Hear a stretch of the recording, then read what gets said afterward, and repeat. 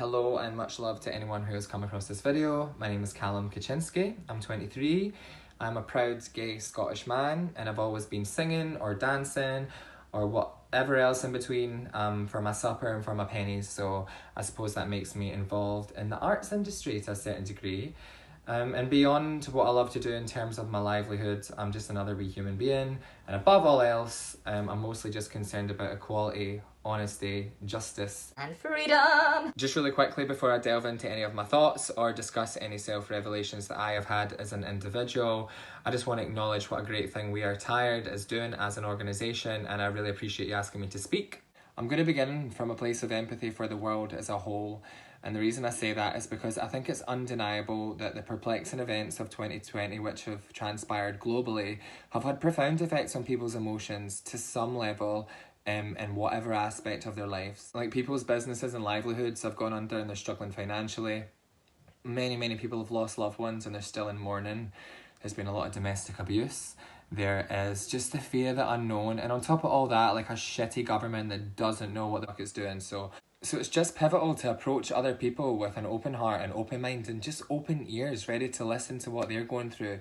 So I will try and acknowledge everyone's potential hurt and hardship and understand why they say the things that they do or why they behave in certain ways that it's maybe not their fault. I guess what I'm referring to is people's conditioning. And then, like a domino effect, whatever experiences have come your way as a result of the way you've been conditioned in your society, that shapes your perception of everything that you see and you hear. But an amazing gift if you can get in touch with this as a grown adult who can rewire themselves.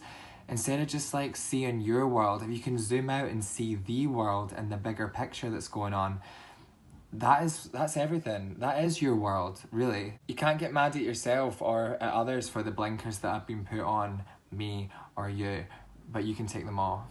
So yeah, as much as I think it's important to acknowledge everyone's hardship right now, imagine all of those hardships that you experience as a human being, with constant fear and unsolicited hate and discrimination and denial of opportunities, all on top of the problems that you're experiencing. And as someone who has been really blessed / worked really hard to see a quarter of the world at 23, you realise that it makes you realise how tiny the world is, how tiny we are as individuals. Everything that's going on in this world, in our world right now, our world is going to affect you, whether that is directly or not, because we're all in this abundance. I will happily admit too that I was living in a bit of a bubble of ignorance and completely unintentional. You know, I'm a left-wing, liberal, loving gay man that just wants to see everyone have their equality.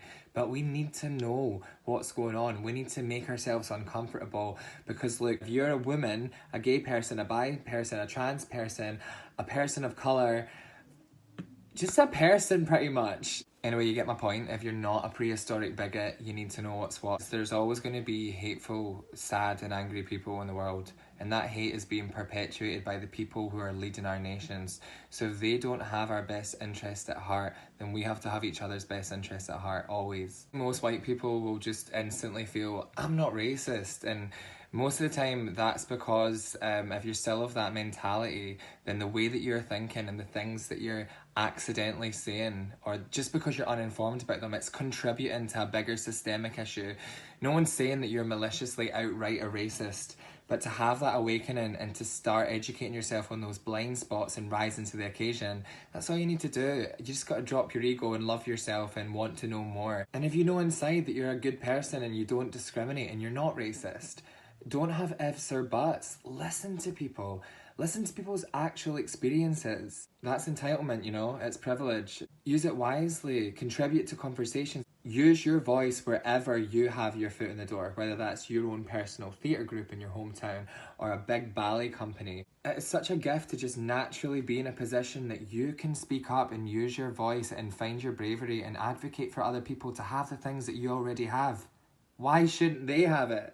Anyway, with all that being said, it's just important to keep educating each other with love and be patient with people. I think if you're an individual who has experienced oppression and you've been denied of experiences or you've been abused for no reason just because of who you are, it helped me stand faster. Sometimes it's a case of just being patient with people. Folk are going to have these realizations and want to learn at different points and different journeys.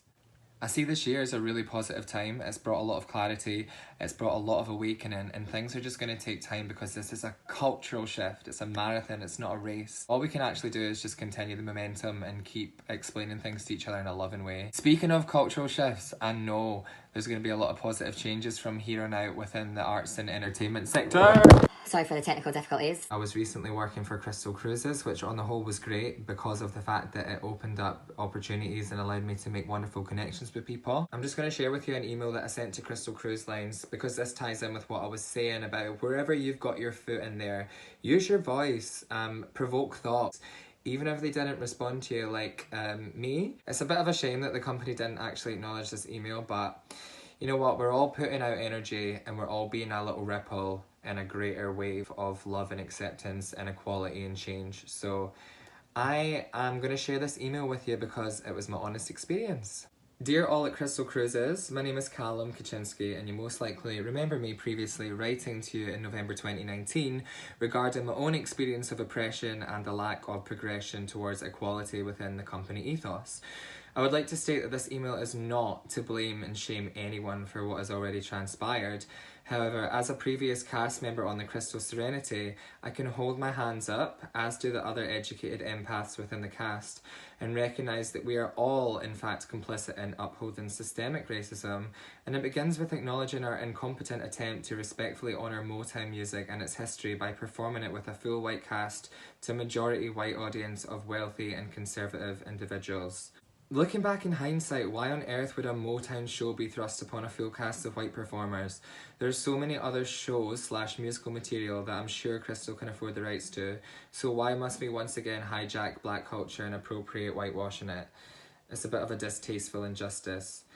As unintentional as I know this was, many are now waking up to the fact that racism has been constantly around us. It's something that's so deeply rooted that it actually flows right through us. And we must now actively resist and change through educating ourselves and holding ourselves and those around us accountable for it. I fully understand the intention was to celebrate Motown music. However, there's a fine line between celebrating history and parodying it. When we first opened the show, some of our minority of black guests expressed their outrage towards the offensive production, and their reviews were simply discarded and deemed as overreactions. Even if they appreciated our attempt to convey the enchantment of Motown music, it must be extremely disheartening to go back to your cabin and think, it's a real discrimination that there's not enough excellent and talented black individuals being given the opportunity to shine where they most definitely could be. Please let it read clear that I'm in no way demeaning the process, as it was honestly the most enjoyable rehearsals I have ever partaken in, and I learned many things from the artistic professionalism of the creators. They're an absolute credit to the company, but I have to admit I did feel uncomfortable when being told many times to find my inner black. We're not black. We do not possess inner black. That is why you should hire more black performers in order to break the cycle and support a much more multicultural and integrated society.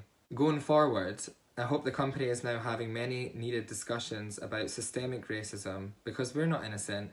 I cannot tell you how to operate, but I can hope that you do what's right, and I can express my observations about how distasteful that particular production is as an individual who accepts my part in creating it. It really should not be performed unless it can be done with respect, and a full white cast performing Motown music to a heavily white and right-winged crowd is a contribution towards what the whole world is currently working against. Finally, I do not believe that Crystal Cruises condone or enforce any racist beliefs.